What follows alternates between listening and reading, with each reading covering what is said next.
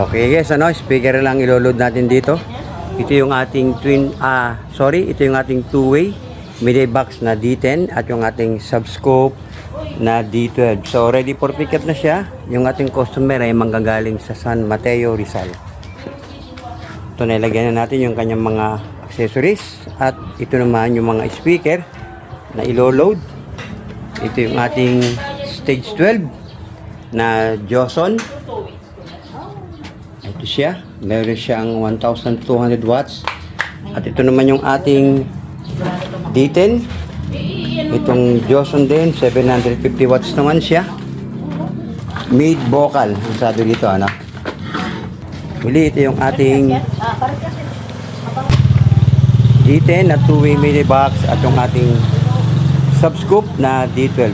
Sa mga nagtatanong po nating lokasyon, dito po tayo sa Antipolo City.